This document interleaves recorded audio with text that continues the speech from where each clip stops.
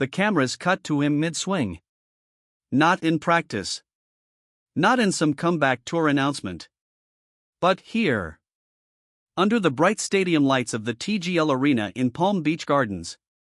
Tiger Woods, the man who bent golf to his will for decades, stands at a screen, holding a club like it's both familiar and foreign. His teammates are laughing, loose, caught up in the spectacle. But Tiger looks different. There's a tightness in his jaw. A flicker in his eyes that anyone who's watched him long enough knows isn't about the game. It's about something deeper. The broadcast mic picks up audio faint, almost missed in the noise. His voice. Directed at someone off camera. "Hi Mom. Not gonna suck tonight." The words hang there. Casual. Almost joking. But there's weight underneath them. Because this isn't just another shot. This is Tiger Woods, 49 years old, standing in front of the world after surgeries, after crashes, after years of doubt, trying to prove something he's spent a lifetime proving. And in that moment, before the swing, before the crowd reacts, before anything happens, he speaks to his mother. Not his coach. Not his sponsors. His mother. And suddenly, this isn't about golf anymore. It's about legacy, survival, and the voice that never stops asking, "Am I still enough?" Hey, before we go any further, if you're here because you care about moments like these, real stories that go beyond the surface, go ahead and subscribe. This is where we dig into what actually matters. Kultida Woods didn't raise a golfer. She raised a warrior. Long before Tiger became Tiger, she was the one who stood in the garage with him, swinging clubs when he was barely tall enough to hold them. She was the one who told him discipline wasn't optional. That respect wasn't negotiable. That winning wasn't just about talent, it was about will. Earl Woods, Tiger's father, got the credit. The early training, the mental conditioning, the dream of molding a champion. But Kultida? She was the foundation. The immigrant mother from Thailand who didn't just encourage her son, she demanded excellence from him in a way that shaped his entire identity. And now, decades later, after all the majors, after all the falls, after everything the world thought it knew about Tiger Woods, she's watching him walk onto a stage that no one thought he'd need. The TGL. A tech-driven indoor golf league designed for the next generation. A spectacle. A made-for-TV event that blends simulation and real shots, where the stakes aren't about trophies or rankings, they're about relevance. Tiger doesn't need this. At least, not financially. Not in terms of legacy. He's already the second greatest golfer in history, chasing only Jack Nicklaus in major wins. But here he is. Mic'd up. Walking into the arena like he's stepping into a ring. When you've spent your entire life proving you belong, how do you stop? When the world has watched you dominate, collapse, rebuild, and collapse again, what does it mean to show up one more time? The TGL match isn't a major. It isn't even close. But for Tiger, standing there under the lights, it might as well be everything. Because this time, the question isn't whether he can win. It's whether he can still do this at all. He steps up to the screen. The format is surreal, part video game, part country club. Players rotate between virtual holes projected on a massive display and live green shots on real turf inside the arena. It's designed for entertainment, for younger audiences, for a sport trying to modernize itself without losing its soul. Tiger lines up. The crowd quiets. Not the reverent silence of Augusta. Something looser. Expectant. Curious. And just before he swings, he mutters it again. Not to the camera. Not to the announcer. To her. "Hi Mom. Not gonna suck tonight." It's not bravado. It's not confidence. It's almost reassurance. Like a kid looking back at his parent before stepping onto the field. A reflex. A ritual. A reminder that no matter how far you go, some voices never leave your head. And when you think about all the times Tiger has stepped up under pressure, all the final rounds, all the moments where the world expected greatness and he delivered it with surgical precision, how many of those moments were really about proving something to himself? And how many were about proving he hadn't let her down? The shot connects. Solid. Clean. The kind of strike that, even on a screen, looks unmistakably like Tiger Woods. The crowd erupts.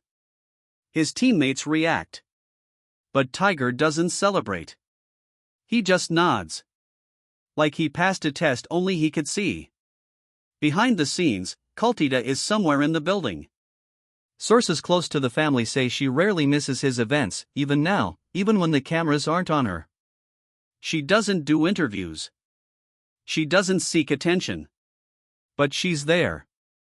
Watching. Witnessing. And maybe that's the point. Maybe Tiger isn't playing for the crowd anymore. Maybe he's not even playing for himself.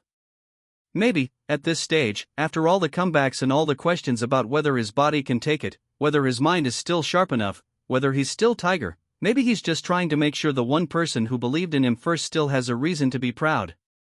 The TGL match continues. Tiger and his team, Jupiter Links Golf Club, face off against their opponents in a high-energy, rapid-fire format. There are moments of brilliance. Moments of rust. Moments where Tiger looks every bit the legend. And moments where he looks like a man fighting gravity. But through it all, there's something in his posture. Something in the way he carries himself. He's not trying to dominate. He's not hunting a comeback narrative. He's just present. Focused. Playing the game the way he learned it in that garage. One shot at a time. One moment at a time. With the voice of his mother somewhere in the background, reminding him what discipline looks like. People forget what it costs to be great. They see the trophies, the endorsements, the moments of victory frozen in time. They don't see the mornings when you can't bend your knee. The nights when the pain in your back makes it impossible to sleep. The surgeries that were supposed to fix you but only reminded you how fragile the body really is. Tiger's had 5 back surgeries. A shattered leg from a car accident that doctors said could have ended worse. Fusion procedures that kept him upright but took away the fluidity he once had. And through all of it, the question that never goes away, why keep going? At some point, it stops being about the sport. It becomes about identity. About refusing to let the world tell you who you are when you've spent your entire life defining it yourself. And when you're Tiger Woods, when you've been the face of perfection and the symbol of collapse, when you've had the world worship you and tear you apart in equal measure, how do you show up as anything less than what they expect? Even when your body is begging you to stop? Hi mom. Not gonna suck tonight. 7 words. But they reveal everything. The pressure. The doubt. The need to prove. The fear of disappointing the one person whose opinion still matters after all these years. Kultida taught him more than golf. She taught him the Thai principle of Jai Yen, a cool heart. Composure under pressure. The ability to control emotion when chaos surrounds you. It's the reason Tiger could stand over a putt with a major on the line and look like he was in a vacuum. It's the reason he could rebuild his swing mid-career and still dominate. It's the reason he survived scandal, injury, and public humiliation without completely unraveling. But Jai Yen doesn't mean you don't feel. It means you don't show it. And maybe that's the hardest part. Because for decades, Tiger's been performing a version of calm while the storm rages underneath. And now, at 49, with a body that won't cooperate and a world that's moved on, what happens when the performance becomes too heavy to hold? The TGL format is designed to be fun. Relaxed. A celebration of the sport without the existential weight of competition. But for Tiger, nothing is ever just fun. Every swing is measured. Every miss is noted. Every moment is another entry in the ledger of who he is versus who he was. And his mother knows that. She's seen it all. The greatness. The fall. The fight to come back. The quiet moments when the cameras are off and the question isn't whether he can play golf, it's whether he even wants to anymore. But he does. He keeps showing up. And maybe that's the real story. Not the comeback. Not the stats. Not the legacy. Just the choice to keep going when no one would blame you for stopping. The match ends. Jupiter Lynx wins. Tiger plays well enough. Not perfect. Not vintage. But present. Competitive. Human. And as the lights dim and the crowd filters out, somewhere in that arena, Kultida watches her son. The boy who swung clubs in the garage. The man who won 14 majors. The fighter who refuses to let go. He told her he wouldn't suck. And he didn't. But more than that, he showed up. He faced the moment. He honored the work she put into him, the lessons she drilled into his bones, the belief she had when no one else did. Because that's what it means to be her son. Not to be perfect. Not to win every time. But to never, ever quit. To carry the discipline forward. To show the world that even when your body is broken and your best days are behind you, you still have the heart to compete. Tiger Woods didn't just play in the TGL that night.